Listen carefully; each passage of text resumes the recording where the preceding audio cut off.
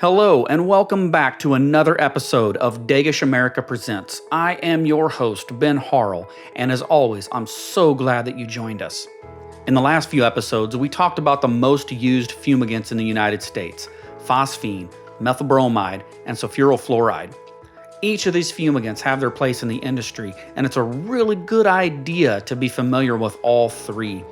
As a fumigator, you'll most likely have need for all of them at one time or another.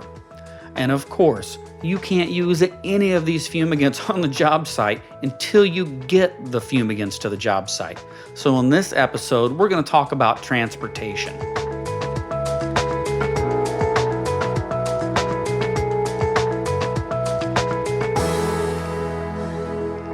Fumigants are considered to be hazardous materials, and so there are some very particular rules to transporting them. It takes special licensing and endorsements to transport them yourself. You'll also need to travel with a bill of lading as well as an up-to-date driver log. Now listen, I don't want to make it sound like it's easy to become a hazmat endorsed driver, because it's not. It takes some pretty rigorous studying. The exams aren't exactly easy, and maintaining a commercial driver's license with a hazmat endorsement is more difficult than a standard driver's license. And it also takes a lot of special care and attention to transport hazardous materials. There are pre-trip inspections, rules about where you can stop and what roadways you can travel, and a lot of other pretty specific steps to be legal and safe.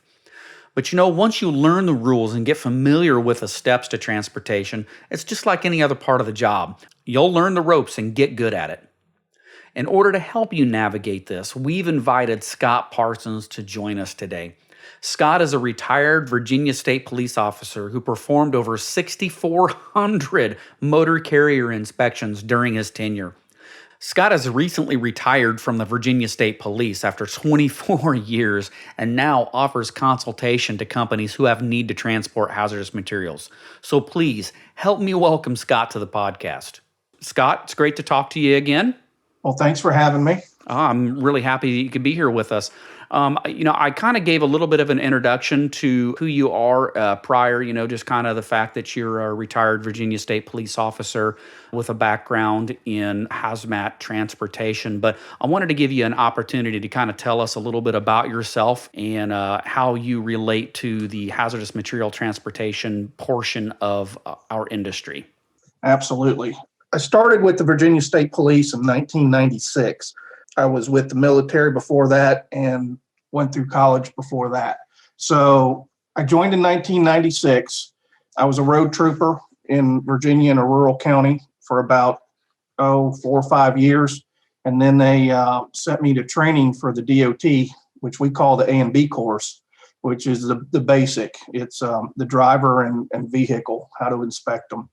And then in 2007, I joined the motor carrier unit for the Virginia State Police, which is a full-time position. And all we did was truck checks, crash investigations, and then dealt with, local trucking companies and helped them out when we could. So when you join the motor carrier unit full-time, they require you to go through a general hazmat school, bulk package, other bulk package schools. And after each one of those, you have to do a certain number of training checks with a training officer who's already been qualified.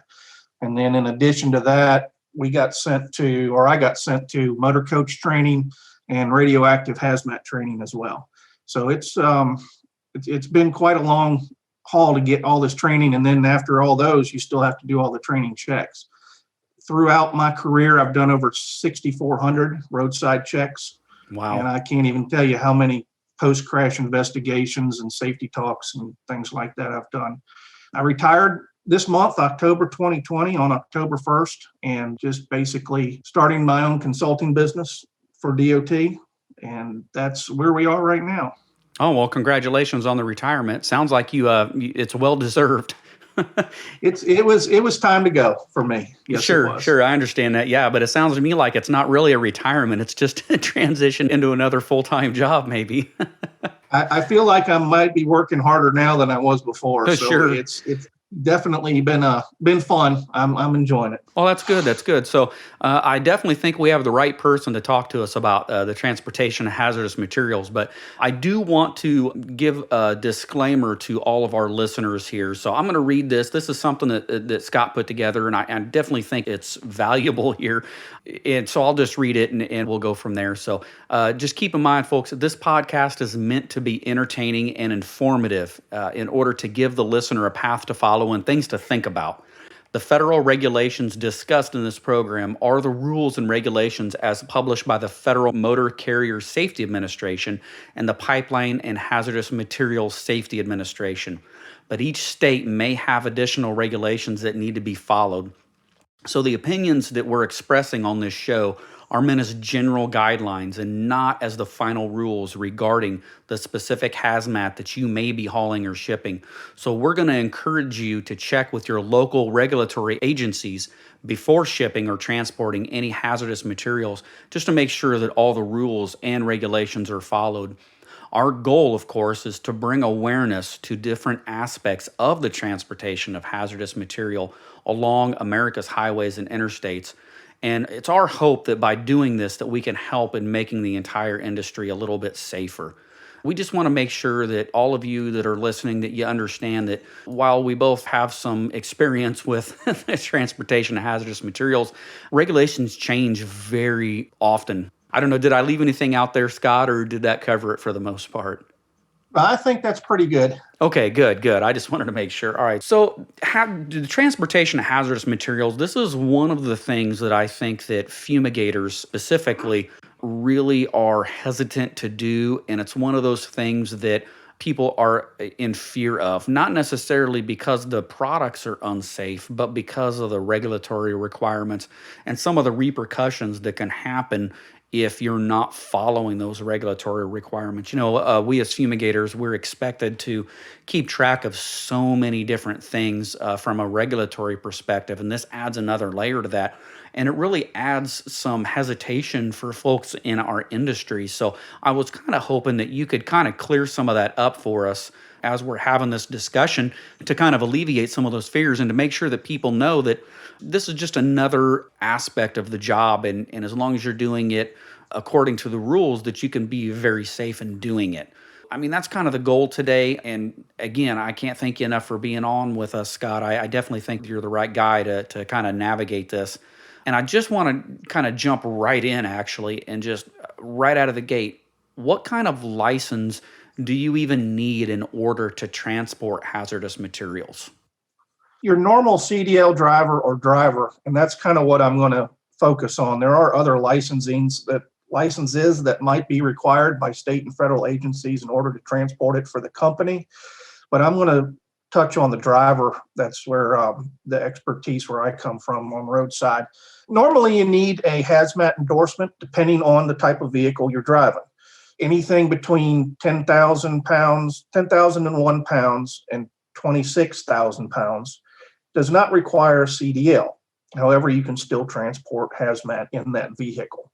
If you're operating a vehicle with a gross vehicle weight rating above 26,000, which means 26,001 or higher, you may need a Class A or B CDL, depending on whether you're pulling a trailer or not. Then, in addition to that, you have to take into account the type of hazmat you carry. And if it's a tanker or you're pulling a double, triple trailer, you may have to have those endorsements as well. There are two main classifications of hazmat. It gets kind of complicated on whether you need a hazmat endorsement or not. So I'm just going to touch on this real quick. But there are two main classifications of hazmat. Those regulations can be found in 49 CFR 172-500 is where the charts are that I'm referring to. That's under placarding, subpart F. The bad stuff is in table 1. Examples, explosives, poison inhalation hazards, radioactive materials. The not so bad stuff is going to be in what we call table 2. Examples are like non-flammable gas, flammable materials, oxidizers, corrosives. There's more in each one of these categories. I'm just giving a couple of examples. Sure. If you are transporting anything that falls into table 1, you will need a hazmat endorsement. There's no ifs, ands, or buts about it. It's a placardable load. which means you'll have to have placards on it. You may need markings, but you will need a hazmat endorsement. And then we go to table 2, and that depends on how much of table 2 you are carrying. If you are adding different products together in table 2, you need to, you have different types of hazmat, you need to add them all up together. If it's 1,001 pounds or more, you're going to need placards. If you need placards, you need a hazmat endorsement. And that's the general rule to follow. If the load you're carrying requires placards, then a hazmat endorsement is going to be needed. If it's a non-placarded load, you may not need a hazmat endorsement on your CDL. So that's basically the rule of thumb that we go by roadside when we're checking trucks. If it's got placards on it, then most likely you're going to need a hazmat endorsement. And then if it's a tank, obviously tanker endorsements or double, triple, whatever's necessary for the vehicle that you're operating. Sure. Yeah, absolutely. That all makes perfect sense to me. All right. So I was going to ask this later on, but I'm going to ask it now just because, we started kind of diving into the meat and potatoes of some of the regulatory requirements here. Where can somebody find this information? So say somebody, they do not have a CDL, they do not have a hazmat endorsement. What's their starting point? Where do they start looking for these regulatory requirements? The internet has everything, and fmcsa.gov or PHMSA, which you mentioned earlier, Pipeline and Hazardous Safety Administration, you can go online and check both of those. FMCSA deals with the CDLs and things like that for the most part. If you want the regulations, both of them carry the full list of regulations. The hazmat regulations, everything is covered under CFR 49.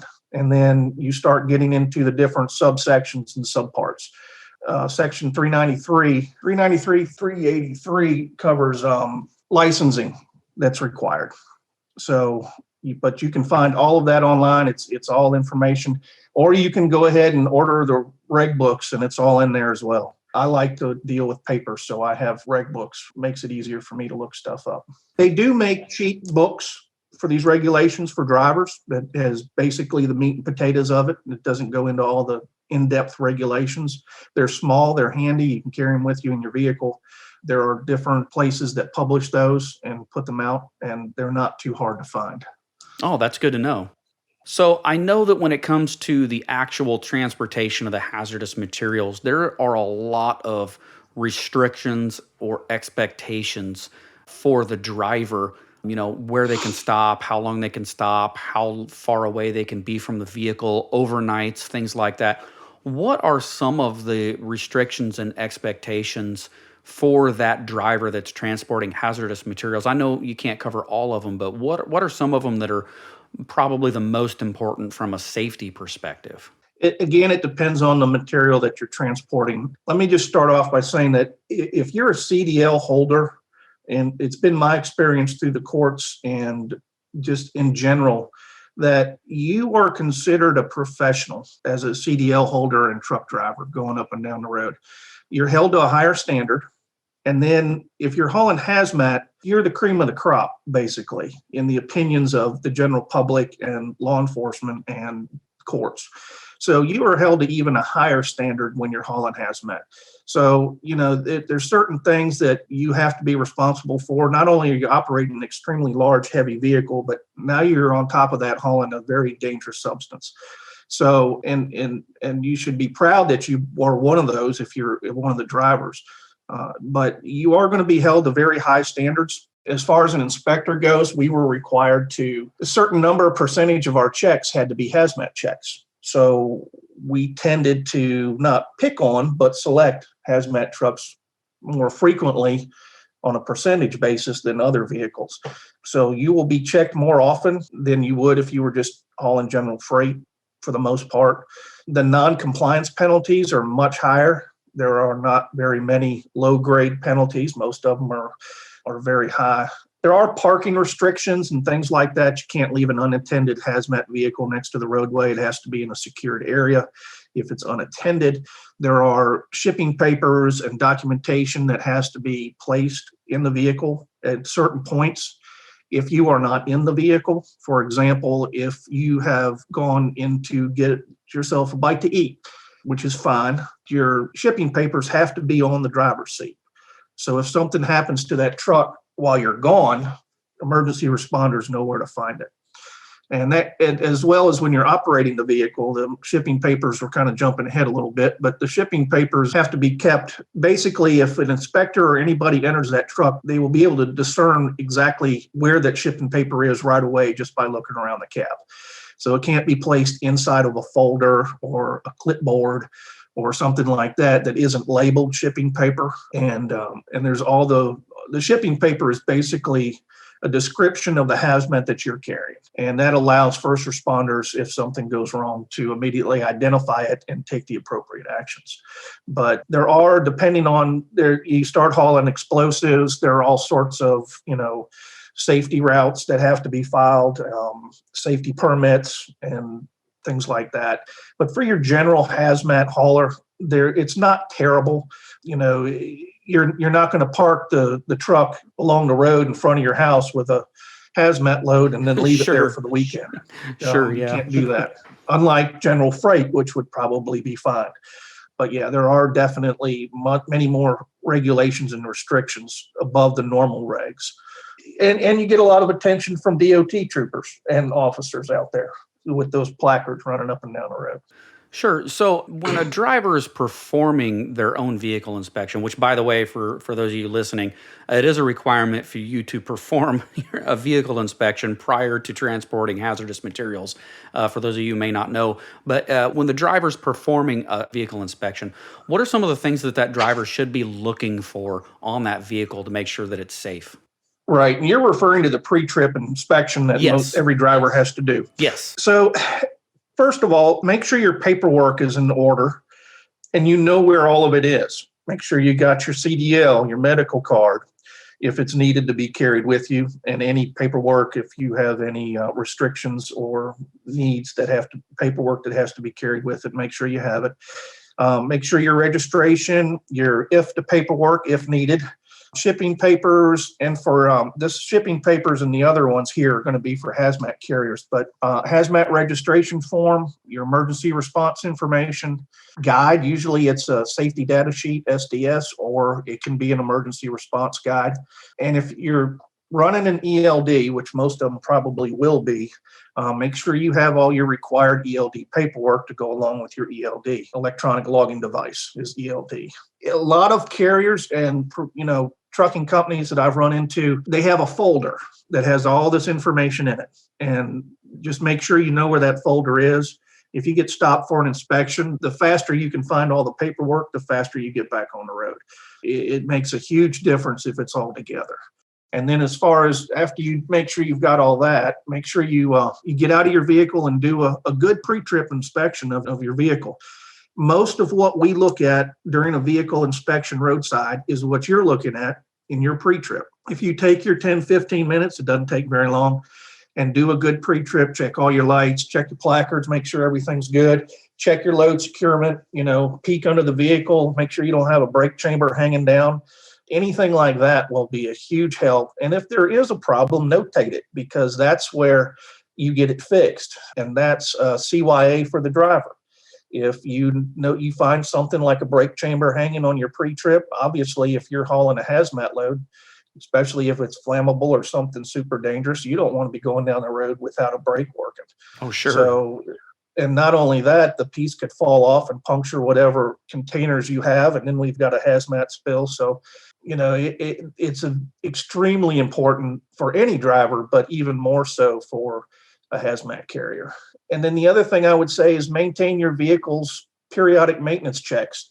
Make sure you get your vehicle in for the oil changes and inspections and things like that in a timely manner. And that will go a long way to making sure your vehicle's safe to operate. And one last thing I just want to add too is if you ever do get stopped for a vehicle inspection by authorities, whether it be state troopers or in local agencies, it's a job. And I always try and tell people, be courteous. We're going to try and be courteous. Everyone has their bad days, but in the end, it's a job. So we both have to work together to get you checked and out the door and on your way. So it goes a long way for me when I was roadside, and I'm sure it does everybody else out there. So, take it as a profession. that we consider you professionals, we consider ourselves professionals, and we can most certainly get along and get the job done. Sure. I think the main goal for you and for the driver, I mean, the number one goal is transportation safely. And I think as long as people keep that in mind, that your goal or the inspector's goal is that you're safe and that your immediate goal should be that you're safe. I think once everybody realizes they're all on the same team, I think that really helps. And I know that, safety should be the first goal, but I also know that there's a lot of people out there that worry about violation and what happens to them if they're in violation, as far as license suspensions and fines and things like that. Of course, safety should be the precedent, but I know a lot of people worry about some of the violations too. So what happens if somebody is inspected and they are found to be in violation of those transportation laws? Well, there's a bunch of different things that can happen, and they all come back to the severity of the violation. There are some violations out there that are not so serious. If you have, for example, like a marker light out, that's pretty minor and most of the time can be fixed right there. Then you get into, some of the other things. We'll start with driver violations. Not having a logbook with you is a serious violation and will put you out of service. And when I say out of service, I mean the driver will be shut down for a certain amount of time, depending on the violation. If a vehicle is out of service, it depends on exactly what is wrong. But if the item can be fixed, usually they can be back in service and go on down the road. Obviously, if you don't have the proper CDL or endorsements on your license, that's probably a major violation there. Medical card violations can be serious or not serious. It depends on exactly what it is. There's different kinds. So all three of those things I listed, the driver could possibly be placed out of service. The big one that we have found is hours of service violations with the logbooks. Oh, sure. A lot of that doesn't companies surprise me. Yeah, a lot of companies and drivers have a hard time doing that. The rules are changing constantly. They just changed last month again, September 29th. And the electronic logging device has helped in some ways, and in other ways, it's become a pain in the rear for some people. But I think if the driver takes it seriously and is trained properly, it goes very smoothly, and everybody can just, a driver can get his hours in and earn his money and be happy. But it's a big industry problem is hours of service. Shipping papers, there's violations if you have no shipping paper, that's a big violation. And then it can go all the way down to very, very small violations in hazmat. If you have the proper shipping name spelled wrong, it's a violation. If your basic sequence is not correct, or if the UN number listed first, that's a violation. Anything that is considered a hazmat violation, something as small as that, is serious and it carries a lot of weight with the FMCSA when they start looking at companies and doing audits and things like that. So you got to make sure your ducks are in a row. Hazmat registration forms I mentioned earlier, if you're placarded, you need to have one. Your company has it. The problem with these forms is they expire on June 30th every year. So it's an odd date for them to expire. So we usually start catching July, August, September. We catch a lot of them who don't have their current hazmat registration forms. Emergency response books or safety data sheets, we catch those a lot as far as not being within reach of the driver, seatbelted in. They'll have them in the glove box or in the back of the sleeper or somewhere. And that goes as well for shipping papers. They have to be located while the vehicle's in operation, within reach of the driver while the driver's seatbelted. I touched on equipment violations for the vehicles. They kind of brakes, lights, fire extinguishers, triangles. Depending on the violation, they're minor. If it results in an out of service violation, it adds an extra 6 points to their numbering system that is used by FMCSA and SAFER to dictate the company's safety rating. The safety rating is developed as a way for trucking companies to keep track of themselves and for potential clients to check on a shipping company, a trucking company. So a safety rating is from 0 to 100, 100 being the worst. So the lower the number, the better the safety rating. And of course, it all goes back to insurance as well. The worse your safety rating, the more you're going to pay in insurance and all this stuff. So all of this comes back around to the company in some way, shape, or form. So the way the drivers perform and do their pre-trips, post-trips investigations, go through vehicle inspections, stay out of accidents, and all that comes back and helps the company. And usually when it helps the company, it helps the employees. The other big thing we get a lot are driver violations, speeding, following too close. We catch drug and alcohol violations. Things like that can all be avoided. Yeah, I'm surprised yet not surprised about the drug and alcohol violations. You think if you're hauling hazardous materials, that's the last thing that you'd want to do, but somehow I'm really not that surprised. And you're speaking about some of these violations and the severity of them. With your years of service, I'm sure you probably have hundreds of stories on transportation of hazardous materials gone wrong, so to speak. But do you have a couple of examples that you could share with us, and maybe some recommendations on how you think those mistakes could have been avoided in the first place? Well, sure. I love telling stories, but there's a couple that come to mind right off the top of my head. I stopped a general freight carrier, happened to be a double trailer combination. We don't, in Virginia, we're not allowed triples, but it was a placarded load, and we lifted the tailgate up to the sliding gate up and took a look inside. And the hazmat that he had multiple different types of hazmat on, and they were palletized. And we had pallets. I don't remember exactly what they were, but there were pallets of explosives sitting next to and on top of pallets of flammables. And by explosives, I mean, it's not the real bad stuff. It was fireworks, but it's still considered explosives. Explosive enough. Oh my goodness, yes. But sitting on top of and next to flammable liquids. So we had a little segregation issue there where it wasn't properly segregated, and we were in a rest area for that stop. So the question is how do we fix this? Do I call the company and say, hey, you have to come out and unload the entire truck and figure out a way to put it on another truck? Or those items were allowed to be on the same vehicle. However, they were not allowed to be next to each other.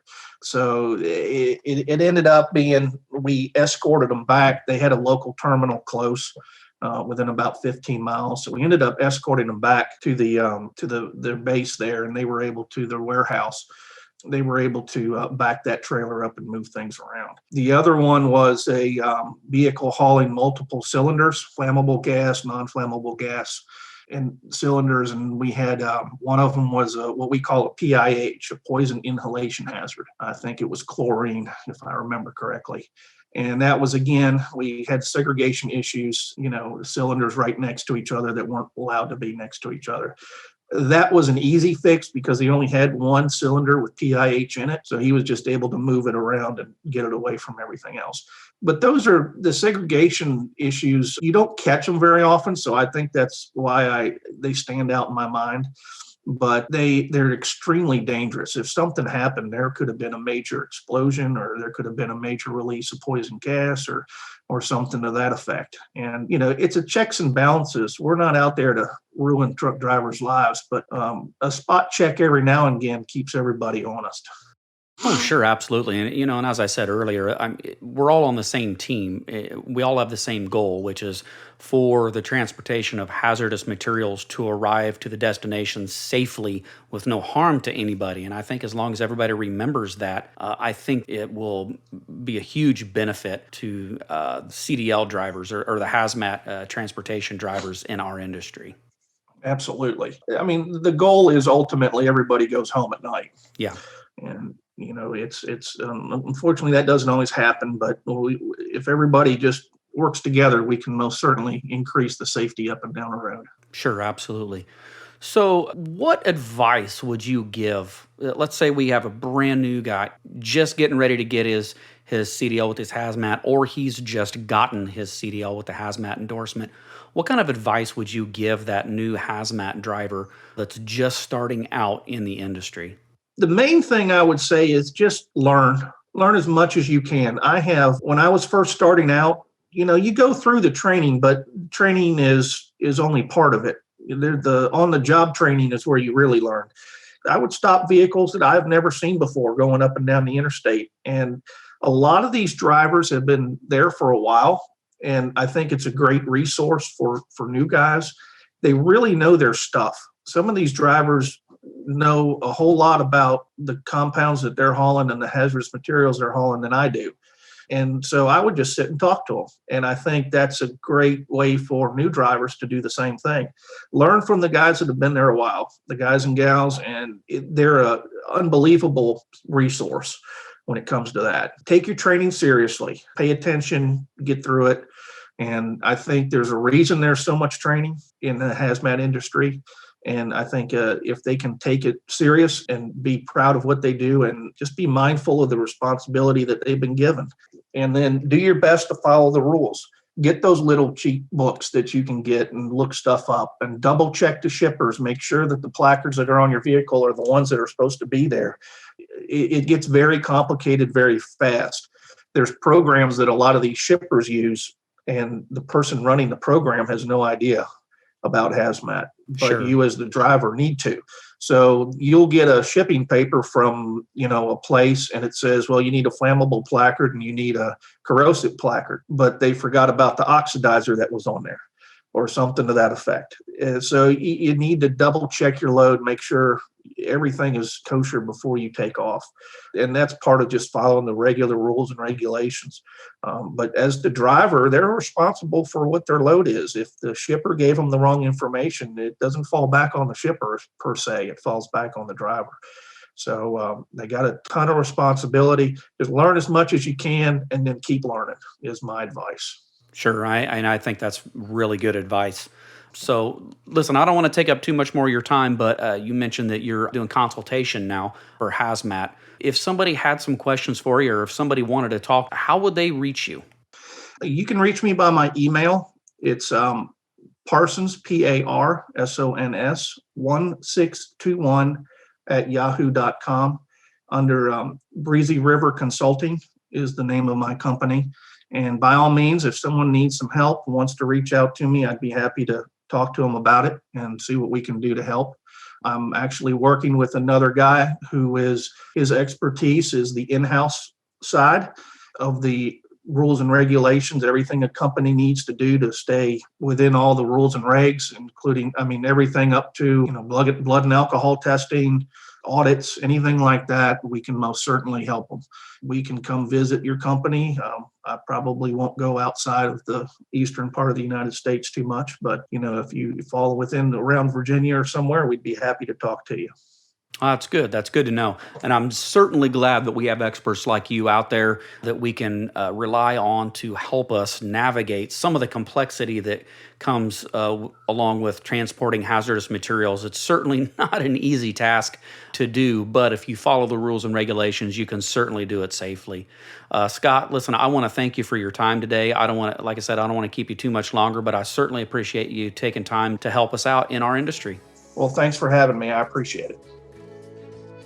I want to thank Scott Parsons for talking to us today about the transportation of hazardous materials. I know that transportation adds that other layer of complexity to what we do, but with the right training, licensing, and guidance, and by paying attention to detail, you'll be able to transport fumigants safely. On the next episode, we'll talk about another topic I get asked about quite a bit: storage. After all, if you're going to transport fumigants and conduct fumigations, there's a pretty good chance you'll need to store them as well. In the meantime, if you have any questions about this episode's topic or any other questions relating to our industry, please make sure to reach out to us. You can find us at degeschamerica.com or on all of the main social media outlets. You can also feel free to email us at info@degeschamerica.com.